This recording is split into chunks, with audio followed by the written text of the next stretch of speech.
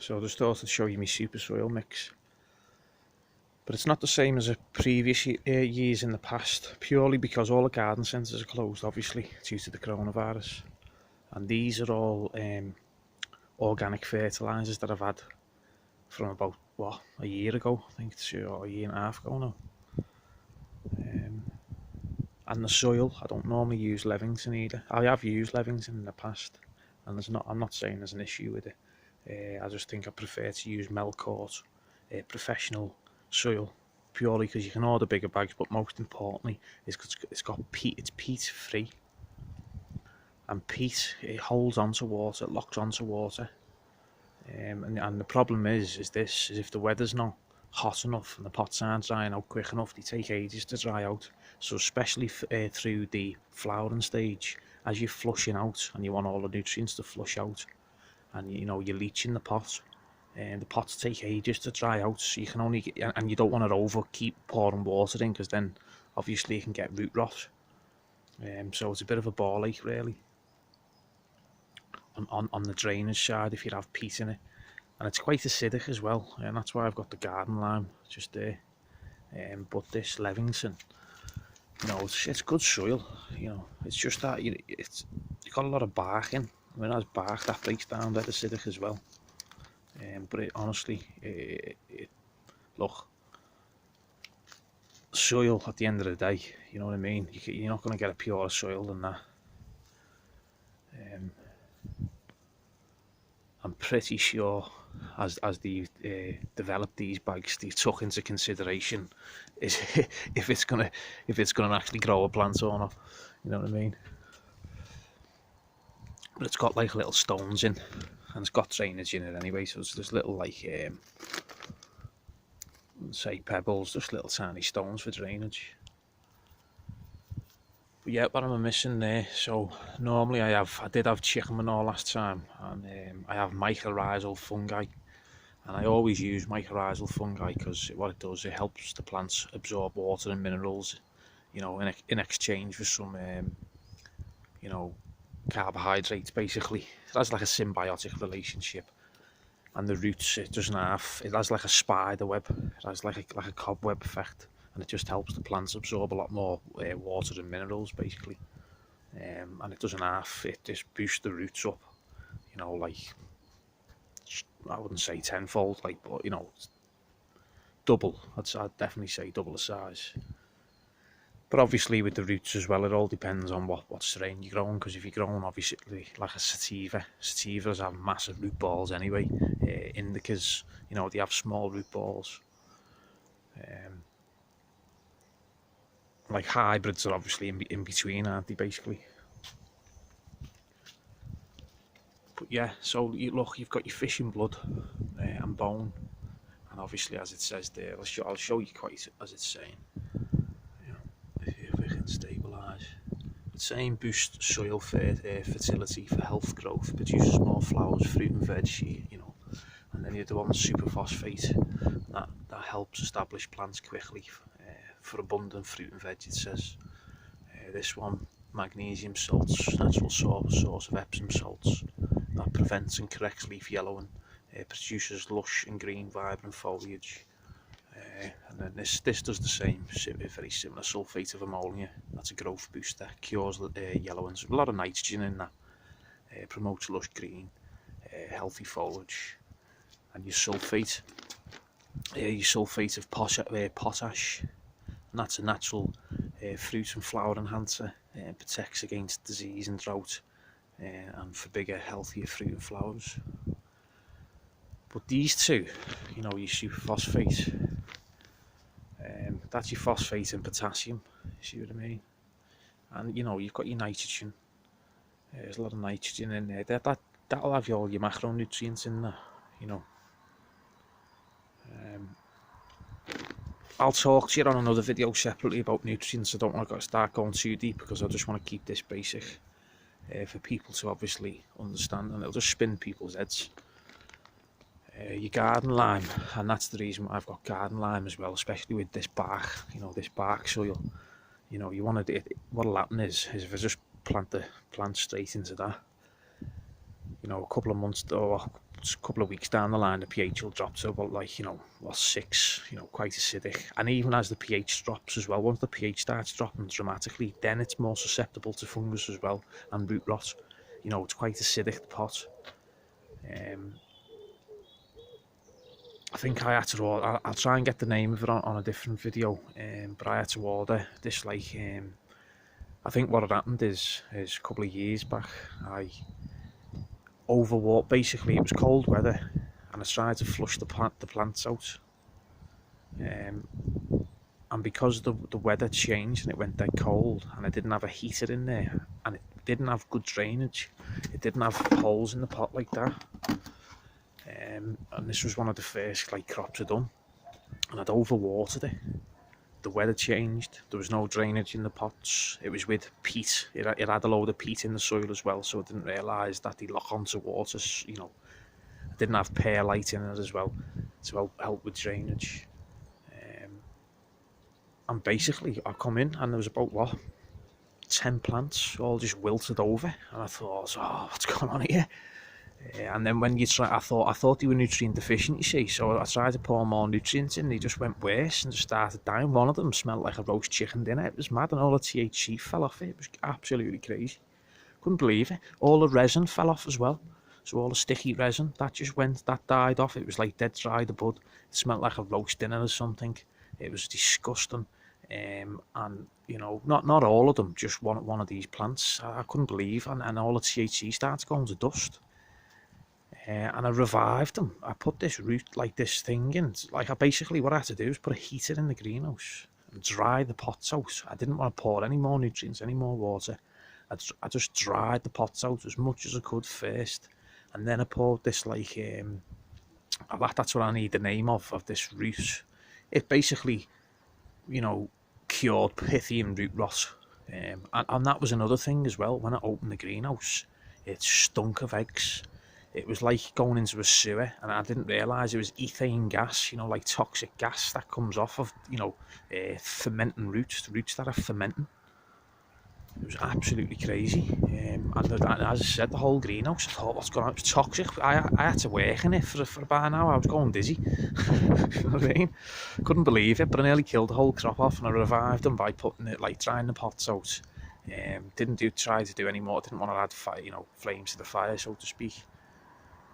And I put this, it was off Amazon. I'm going to get it up, and it was a type of like medicine for the roots, and then somehow they sort of come back around. I had to just feed them dead slowly, you know what I mean? And it was just mad. I thought I ruined the whole crop. But as I say, the garden lime is like most important in this one. The horticultural sand, basically what you could put, you could have, like, I used to mix it with so I'd have vermiculite, I'd have perlite, I'd have Melkor peat-free soil, and then that was like your base foundation. And then obviously, that was like the best soil you were ever going to mix. I'd throw mycorrhizal fungi in, and then what I'd do, I'd pour.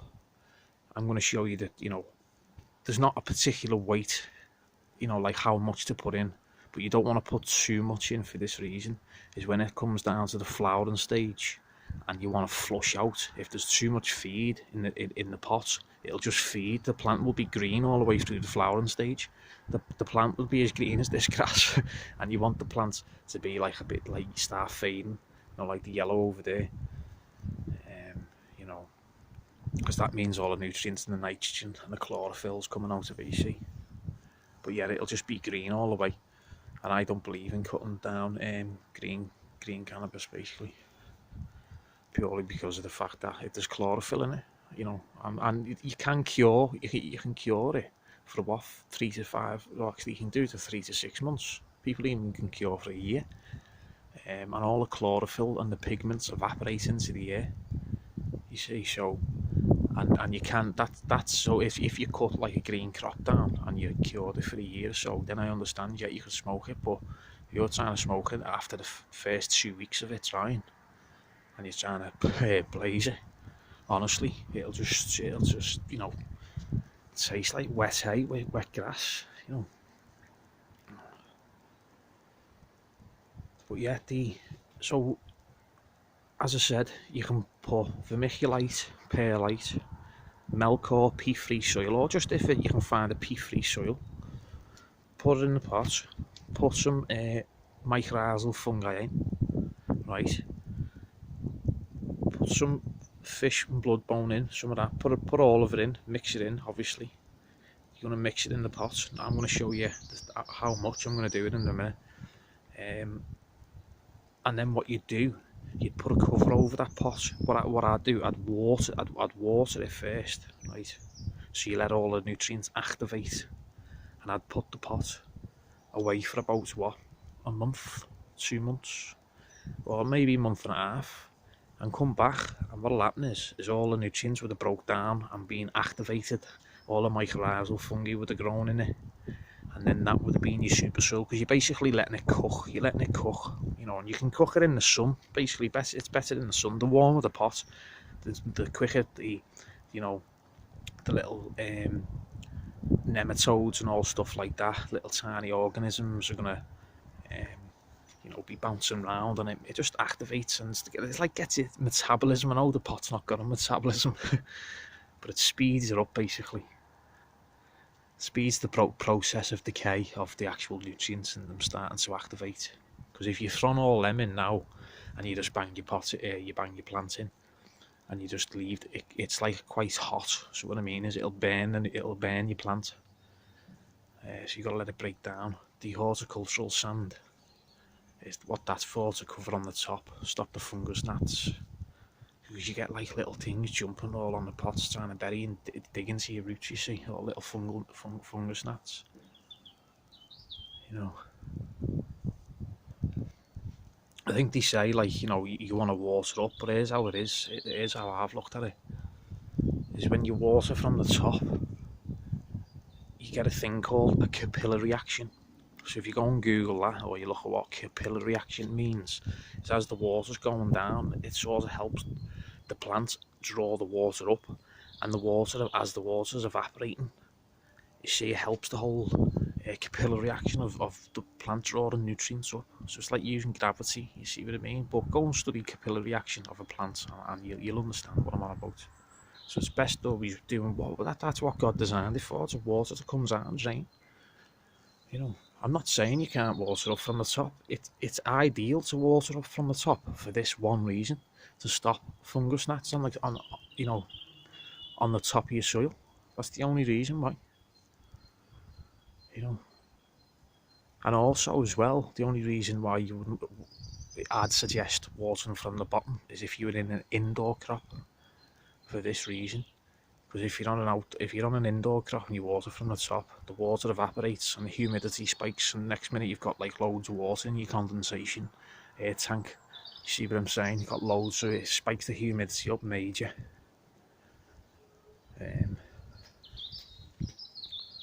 But yeah, so if I was going to use liquid fertilizers, obviously Remo in it, you know, he's got his own little brand house, but I do think he's great. There's loads of other nutrients, but this is the problem with liquid fertilizers, and this is why I don't use them, for this reason. All of his minerals and nutrients are dissolved in like a salt-based solution. So what I mean is the nutrients can't, like, you can get water soluble things, but most of them are dissolved in salt, and that's why, you know, it's like a bottle of liquid salt. You see what I mean? You pour that in, and you have a salt build up in the medium in the soil. So you need to flush. People think you need to flush out for the last 2 weeks of a crop. No, you need to flush out 3 times through the whole flowering and veggie stage minimum. You see, but especially, you know, I'd definitely flush it out twice or something. So what you do is, as you pour the nutrients in, and you're in the 3rd week of flowering, give it a flush out, make sure there's no salt build up in the medium, and then pour the nutrients back in, another flush out, and then it's your last flush, you see, and that way you're not getting a salt build up or any, you know, congealed nutrients in the actual soil itself.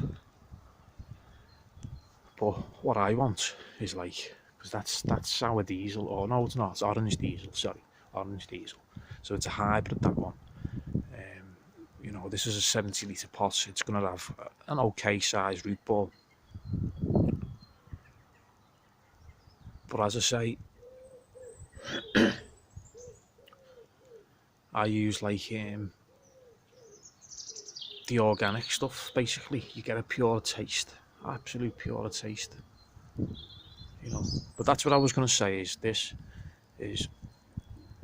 I am hoping that this nutrient feeds my plants up for about up to 6.5 weeks, 7 if you wanted it, and then I want it flushing out. So I want the nutrients to finish 6.5 weeks into flowering, and then it all to fade away for 3 weeks, 3.5 weeks if wanted.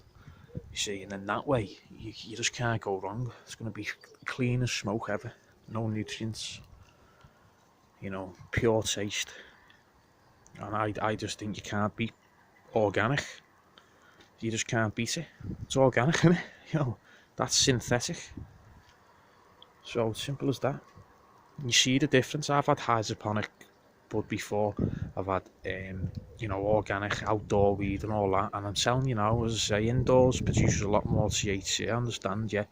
But it gives you that couch potato where you just don't want to move, and your head's battered and you're all full of anxiety. And it's just not a nice feeling, because there's no balance in it, you see. And it makes you pure, you know, forget things, and it's just crazy. It's like, honestly, some of the indoor stuff, it's like smack. I'm not saying I've had that, but I'm saying it's the friggin' like, you know, I wouldn't say it's like DMT in the slightest, but nothing can go near that. But yeah, what I mean is it's too strong in a substance that you don't want too much of in your plants, because it makes you not do anything. I see the indoor weed, some of the stuff makes you not do. It's called the tomorrow drug. Everything's tomorrow. I'll do that tomorrow after you smoke that stuff. And that's organic stuff. Just tastes better. You feel motivated. You know, you want to do stuff, and you can function. I wouldn't say it's like poly or hash. Not like that. Where you can still function off that, but. So yeah, as I said, I've not got half the stuff here, and I've not got exactly, but you can still do it, and you still do it perfect. So I'll show you in a minute.